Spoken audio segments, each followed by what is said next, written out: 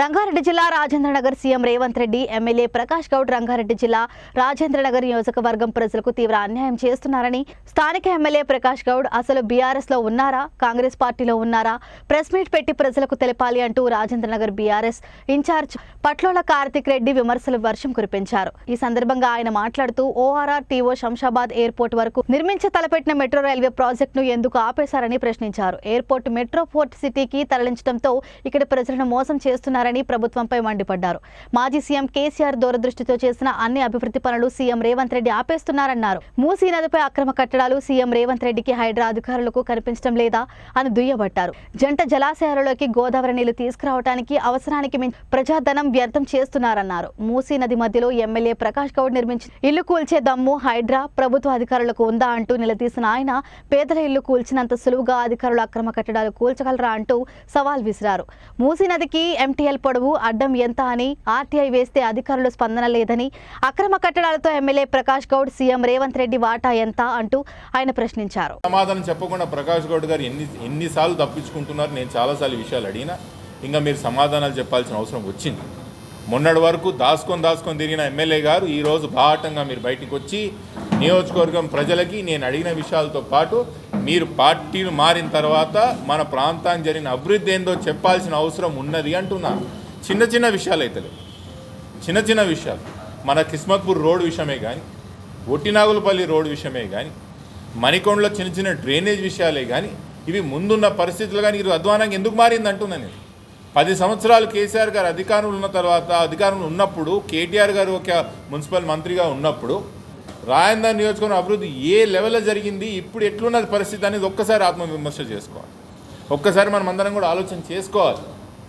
Party మారినప్పుడు అవసరాలు ఏమున్నాయో ఏం లేదో, రాజకీయ అవసరాలు ఏమున్నాయో లేకపోయినా ప్రాంతానికి అభివృద్ధి చేయాలి కదా। ఏం జరిగింది అభివృద్ధి, ఏం లాభం జరిగింది? అన్నిటికన్నా కోపం వచ్చే విషయం ఏంటంటే ఈరోజు నేను ఎందుకు బయటకు వచ్చి ప్రెస్ మీట్ పెట్టాల్సి వస్తే 3 రోజుల నుంచి నేను మాట్లాడాలి ఎందుకు అనుకుంటున్నా అంటే 10 సంవత్సరాలు కేసీఆర్ గారు అధికారంలో ఉన్నప్పుడు ప్రకాష్ గౌడ్ గారి మీద ఈగ కూడా వాళ్ళ నీరే। ఎమ్మెల్యే గారు కనీసం ఎమ్మెల్యే గారి మీద ముఖ్యమంత్రి గారు ఆ రోజు ముఖ్యమంత్రి గారు ఈగ కూడా వాళ్ళనీయలేదు। మా లాంటి నాయకులను కూడా మీరు నియోజకవర్గం దగ్గర పోవద్దు, ఆయనకి డిస్టర్బ్ అవుతుంది, మీరు దూరం ఉండండి అని చెప్పడం జరిగింది। మేము ఆ రోజు మా నాయకుడి యొక్క మాట నిజంగా కూడా మేము విస్మరించలేదు। మా నాయకుని విషయం మేము మాట తీయకోకుండా ఈ ఎమ్మెల్యే గారిని కానీ ఆయన వ్యవహారాన్ని కానీ ఎప్పుడు మేము తలదూర్చలేదు। 10 సంవత్సరాలు మొక్కటం లేని మహారాజుగా కేసీఆర్ గారు మిమ్మల్ని చూసుకున్నాడే నియోజకవర్గానికి। అదే ముఖ్యమంత్రిని రేవంత్ రెడ్డి గారు గండిపేట యొక్క సభకు వచ్చి ఇష్టారాజ్యంగా మాట్లాడుతున్నప్పుడు అభివృద్ధి చేస్తలేనన్నప్పుడు కనీసం మీకు చీమగుట్టినట్టు లేదు చూడండి। ఇది నాకు చాలా బాధేస్తుంది। ఇది ముమ్మాటికి మీ ఎంట కర్మఫలం ఎంట పడుతుంది। మీకు ఇంత మంచి చేసిన నాయకుడు ఆయనని ఇష్టం వచ్చినట్టు అటు ముఖ్యమంత్రి గారు మాట్లాడుతుంటే ఎటువంటి అభివృద్ధి చేయలేదని ముఖ్యమంత్రి గారు చెప్తుంటే ఈరోజు కాళేశ్వరం అని మిగతా అడ్డమైన కేసులని పెట్టి ఏదో విధంగా ఇబ్బంది పెట్టాలని చూస్తుంటే కనీసం చలనం లేదు చూడండి ప్రకాష్ గౌడ్ గారు। ఇది ముమ్మాటికి ప్రజలు గమనిస్తున్నారు। మీకు రానున్న రోజుల్లో ఏ ఎన్నికల్లో ఎప్పుడు వచ్చినా కూడా ఎట్లా బుద్ధి చెప్పాలనే విషయం ప్రజలు ఖచ్చితంగా నిర్ణయం తీసుకున్నారు। మీరు పార్టీ మారిన తర్వాత మన ప్రాంతానికి తీవ్రంగా నష్టం జరుగుతున్నది, ఎటువంటి లాభం లేకపోగా ఇవన్నీ నష్టాలు జరుగుతున్నాయి। మూడో విషయం చెప్తాను, మన ప్రాంతంలో 2 గ్రామాలు మన నియోజకవర్గంలో దాదాపు శంషాబాద్ మండలం అంతా కూడా 111 జియో కింద ఉంటుంది। ఆ రోజు కేసీఆర్ గారు 69 జియో అని ఇదే ప్రకాష్ అన్న గారు ఆ రోజు మన పార్టీలో ఉన్నారు, పెద్ద ఉత్సవాలు చేసిరు 111 జియో ఎత్తేసినామని చెప్పి। 111 జియోని 69 జియోగా దాన్ని రూపాంతరం చేసి నామకరణం చేసి దానికి జోనింగ్ చేయాలి మనం అధికారంలోకి వచ్చిన తర్వాత నా కేసీఆర్ గారు నిర్ణయం తీసుకుంటే ఈరోజు కాంగ్రెస్ పార్టీలో అధికారంలోకి వచ్చిన తర్వాత ఎమ్మెల్యే గారు మీరు కాంగ్రెస్ పార్టీలో చేరిన తర్వాత కనీసం ఊసని ఎత్తుతున్నారా 111 జియో గురించి అని అడుగుతున్నా నేను। కనీసం ఊసన్న 111 జియో గురించి ఎత్తుతున్నారా, దాని ప్రస్తావన తీస్తున్నారా? మీరు ఎవరి ప్రయోజనాల కోసం పోయిన ఎమ్మెల్యే గారు ఇప్పుడన్నా చెప్పండి।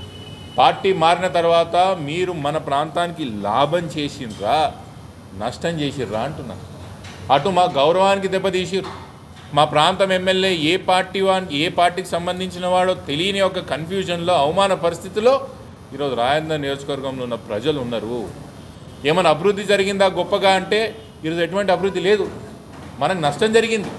మెట్రో క్యాన్సిల్ చేయడం, మన మున్సిపాలిటీలో డబ్బులు తీసుకుపోవడం, మన దగ్గర ఉన్న 111 జియో విషయం మాట్లాడకపోవడం, అన్నిటికన్నా విచిత్రం ఏంటంటే ఇక్కడున్న హైడ్రా, ఇక్కడున్న మూసీ డెవలప్మెంట్, ఈ పేర్లతో మన ప్రాంత ప్రజల యొక్క జీవితాలతో ఆడుకుంటుంది కాంగ్రెస్ పార్టీ. ముఖ్యమంత్రి మన ఎమ్మెల్యే గారు అసలు ఒక డమ్మీలాగా నిలిపోయాడు. ఎవరైనా హైడ్రా బాధితులో లేకపోతే మూసీ బాధితులు అని ఇంటికి పోతే నేనేం చేయలేనని చేతులు ఎత్తిన సంఘటనలు చాలా ఉన్నాయి మన దగ్గర. మళ్ళీ మీరు ఎందుకున్నారు, ఎందుకు పోయినరు అంటున్నా నేను. ఎవరి కోసం పోయినరు? ఈ విషయాలు అడిగితే మాత్రం మా నియోజకవర్గం ప్రజలు స్పష్టంగా విషయం చెప్తున్నారు. మన కోసమేం పోలేదన్నా, మన కోసం మన అవసరాల కోసం ఏం పోలేదు ఎమ్మెల్యే గారు. ఆయన వ్యక్తిగత అవసరాలు చాలా ఉన్నాయి కాబట్టి అందుకోసం ఆయన కాపాడుకోనికి పోయిండని.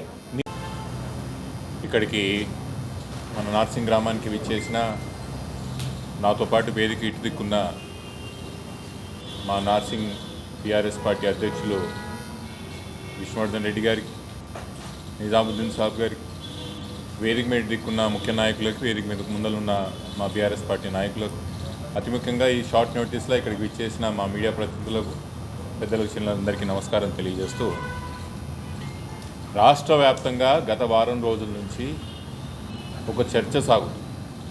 ముఖ్యంగా ముఖ్యమంత్రి గారు మన గండిపేట మండలికి వచ్చి గండిపేటలో ఏదైతే కాళేశ్వరం నీటిని, గోదావరి నీటిని తీసుకొచ్చి ఇక్కడ కలపాలనే ఒక కార్యక్రమం ఇక్కడ ఏదైతే కార్యక్రమం చేసిండ్రో ఆ కార్యక్రమం తర్వాత ఈ చర్చ మరి ఇంకా ఎక్కువ పెరిగింది. ఏందా చర్చ? బీఆర్ఎస్ పార్టీల నుంచి గెలిచిన 10 మంది ఎమ్మెల్యేలు కాంగ్రెస్ పార్టీలోకి పోయిన తర్వాత స్పీకర్ గారికి సుప్రీంకోర్టు ఇచ్చిన నోటీసుల తర్వాత ఈ సెప్టెంబర్ డెడ్లైన్ తర్వాత ఈ 10 మంది ఎమ్మెల్యేల యొక్క జవాబు ఏముంటుంది స్పీకర్కి? ముఖ్యమంత్రి గారు ఈ 10 మంది ఎమ్మెల్యేలని కాంగ్రెస్ పార్టీ ఎమ్మెల్యేలుగా ఒప్పుకుంటారా లేదా, కనీసం వారికి ఆ స్థానం ఉన్నదా లేదా అని చాలా వరకు రాష్ట్ర వ్యాప్తంగా రాష్ట్ర ప్రజలకు, ముఖ్యంగా ఈ 10 నియోజకవర్గాల ప్రజలు, ముఖ్యంగా రాజేంద్ర నియోజకవర్గం ప్రజలకి చాలా వరకు అనుమానం ఉండే. దీని పట్ల చర్చ కూడా చేసింది. అసలు రాజేందర్ ముఖ్యంగా నియోజకవర్గానికి సంబంధించిన ఎమ్మెల్యే గారు గత 10 సంవత్సరాలు కేసీఆర్ గారి నాయకత్వంలో పనిచేసి బీఆర్ఎస్ పార్టీలో పనిచేసి ఎంత మేరకు అధికారాన్ని ఉపయోగించుకోవాలో ఉపయోగించుకొని, ఎంత మేరకు చలామణి చేయాలో చలామణి చేసుకొని ఈ ప్రాంతానికి కేసీఆర్ గారి నాయకత్వం, ముఖ్యంగా కేటీఆర్ గారి నాయకత్వంలో ఎంత అభివృద్ధి చేయించుకోవాలో చేయించుకొని ఇప్పుడు కాంగ్రెస్ పార్టీలోకి పోయిన తర్వాత అదే వేదిక మీద ముఖ్యమంత్రి గారు అసలు ఈ ప్రాంతానికి ఎటువంటి అభివృద్ధి చేయలేదు కేసీఆర్, బీఆర్ఎస్ పార్టీ వల్ల ఈ ప్రాంతానికి, జిల్లానికి నష్టమవుతుందా చెప్పినా కూడా ప్రకాష్ గౌడ్ గారు ఇంత కూడా చలనం లేకుండా కూర్చున్నారు. చూడండి, అది ముమ్మాటికి ప్రజలు, ఈ ప్రాంత ప్రజలు గుర్తిస్తున్నారని చెప్తున్నాను. వాస్తవానికి చెప్పాలంటే ఆయన పోయిన తర్వాత రాయన్న నియోజకవర్గం తీరని లోటు జరిగింది. ఒక్కొక్కటి చెప్తా, మీరు దయచేసి ఇవన్నీ కూడా ప్రచారం చేయాలి, ఇవన్నీ కూడా పత్రికా మాధ్యమం ద్వారా ప్రజలకు తెలిసే ప్రయత్నం చేయాలి. మొదటిది, రాగానే ప్రకాష్ గౌడ్ గారు కాంగ్రెస్ పార్టీలో రాగానే రేవంత్ రెడ్డి మన ప్రాంతానికి ఇచ్చిన గిఫ్ట్ ఏంటంటే, ఆ రోజు కేసీఆర్ గారు మన ప్రాంతంలోనే మీటింగ్ పెట్టి అటు రాయదుర్గం నుంచి శంషాబాద్ వరకు మెట్రో లైన్ ఎక్స్టెన్షన్ కార్యక్రమం ఆ రోజు పునాది వేసి మరీ పోయిండ్రు, టెండర్లు ఇచ్చారు, దానికి కొత్త కాంట్రాక్టర్ వచ్చిండ్రు. తీరా ఎమ్మెల్యే గారు అధికార పార్టీకి పోగానే ముఖ్యమంత్రి గారు ఏమనుకున్నారు, ఎమ్మెల్యేల మనతో ఉన్నాడు కదా, ఇది పెడితే ఎంత పెట్టకపోతే ఎంత అని చెప్పి మన ప్రాంతానికి తీరని లోటు ఏదన్నా జరిగింది ఈ సంవత్సరంలో అంటే ముమ్మాటికి మన ప్రాంతానికి మెట్రో క్యాన్సిల్ చేయడమే. ఎందుకు ప్రకాష్ గౌడ్ గారు ఈ అభివృద్ధి మీరు గాంచిపోయినారు? మీరు కనీసం మీరు అవతల దిక్కు పోతున్నప్పుడు ముఖ్యమంత్రి గారు మా ప్రాంతంలో మెట్రో మీరు ఇయ్యాలా అని చెప్పే ధైర్యం మీకు ఎందుకు వస్తలేదు అంట నేను. మీరు అడగవచ్చు కొంతమంది మెట్రోతో మనకు జరిగే లాభాలు ఏందని. ముమ్మాటికి మన ప్రాంతంలో ట్రాఫిక్ ఇక్కట్లు తగ్గుతాయి. ఎంత ట్రాఫిక్ పెరిగింది మన కాడ మనకు తెలియదా? ముఖ్యంగా ఈ 3 మున్సిపాలిటీలో ఎంత ట్రాఫిక్ పెరిగిందనే విషయం మనకు తెలియదా? ట్రాఫిక్ ఇక్కట్లు తగ్గుతాయి. మన ప్రాంతంలో రెంటలు దాదాపు 50 to 100%, అంటే రూపాయి అంటే ₹2 రెంటలు పెరుగుతుంది మన దగ్గర. ఆస్తుల విలువ పెరుగుతుంది. బయటికి వెళ్ళి వచ్చే పనులు చేసే వాళ్ళు మన ప్రాంతంలో వచ్చి పని చేస్తారు. మన దగ్గర ఉన్న వ్యాపారాలు పెరుగుతాయి మెట్రో ఉండడం తర్వాత. మన దగ్గర మెట్రో ఉండడం ద్వారా ఇవన్నీ కూడా లాభాలు మన ప్రాంతానికి జరుగుతాయి. మళ్ళీ ఇన్ని విషయాలు లాభం ఉన్న ఒక ప్రాజెక్ట్ని, ముందే శాంక్షన్ అయిన ప్రాజెక్ట్ని, టెండర్ అయిన ప్రాజెక్ట్ని మీ ముఖ్యమంత్రి గారు క్యాన్సిల్ చేస్తుంటే కనీసం స్థానిక ఎమ్మెల్యే గారు మీరు ఇప్పటివరకు దాని విషయంలో అడగలేదు. చూడండి, మీరు ఏ ప్రయోజనాల కోసం ఆ పార్టీలో చేరినారనే విషయం మాకు స్పష్టంగా ముందు నుంచి తెలిసి ప్రజలకు కూడా అర్థమవుతుందంట. నేను దేనికోసం పోయినారు? ఇవన్నీ అడగాల్సిన అవసరం లేదా మీకు అంటున్నాను. మీ అందరి సమక్షంగా నేను చెప్తున్నాను, ఈ విషయంలో పోరాటం చేస్తాము. ప్రతి కాలనీ వాసులకి, ప్రతి గ్రామవాసులకి, ఈ నియోజకవర్గంలో ప్రతి ఒక్కరికి మెట్రో వల్ల జరిగే లాభం ఏంది, వీళ్ళు చేసిన దానివల్ల జరిగే నష్టమేందని ప్రజల దగ్గరికి తీసుకుపోతాం. అది ఈ రోజు నుంచి కార్యక్రమం మొదలు పెడతామని విషయం ఒకటి. రెండో విషయం, మన మున్సిపాలిటీలలో అదనంగా డబ్బులు తీసుకురావాల్సిన అవసరం లేదు. మన 3 మున్సిపాలిటీలలో బండ్లగూడ కార్పొరేషన్, నార్సింగ్ మున్సిపాలిటీ మరియు మణికొండ మున్సిపాలిటీలో కొత్తగా నిధులు చేయాల్సిన అవసరం లేదు. మన నిధులు గుంజుకోకపోతే చాలు, మన దగ్గర ఉన్న మున్సిపాలిటీ ఉన్న పైసలు గుంజుకోకపోతే చాలు. మొన్న లాస్ట్లో జరిగినటువంటి మున్సిపల్ మీటింగ్లో కొంతమంది కౌన్సిలర్లు ఇక్కడ ఉన్న వాళ్ళకి తెలుసు, దాదాపు కోట్ల రూపాయలు, 100 కోట్ల రూపాయలు ఈ 3 మున్సిపాలిటీలో ప్రపోజల్ పెట్టారు. మీకు కూడా తెలుసు. ఈ 100 కోట్ల ప్రపోజల్ ఏమైనాయని మీరు అడగాలి.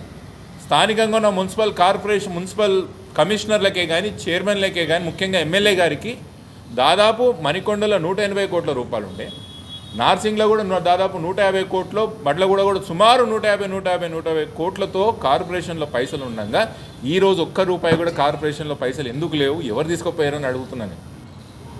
ఎమ్మెల్యే గారు సమాధానం చెప్పాల్సిన అవసరం లేదా? అదనంగా మీరు పైసలు తీసుకోవాల్సిన అవసరం లేదు. ఎమ్మెల్యే గారు కార్పొరేషన్లో ఉన్న పైసలని జాగ్రత్తగా ఈ కార్పొరేషన్లకు అప్పచెప్తే అదే బ్రహ్మాండమైన అభివృద్ధి జరిగేది. కానీ ప్రభుత్వం చిప్ప ఎత్తుకొని ఈరోజు దేశవ్యాప్తంగా అప్పుల కోసం తిరుగుతున్నది.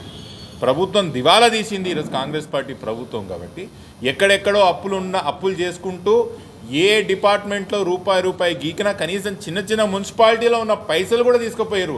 ఈరోజు మన నార్సింగే కానీ, బండ్లగూడే కానీ, మణికొండలో ఉన్న కార్పొరేషన్ పైసలు ఏకంగా ప్రభుత్వం తీసుకున్నది. కార్పొరేషన్లు ఈరోజు పైసలు లేవు. రేపు చిన్న చిన్న రోడ్ కాంట్రాక్టర్లు కూడా పైసలు ఇవ్వాల్సిన అవసరం లేదు. మరి ఎమ్మెల్యే గారు, మళ్ళీ మీరు ఇదన కనీసం ముఖ్యమంత్రి గారికి అడిగిర్రా?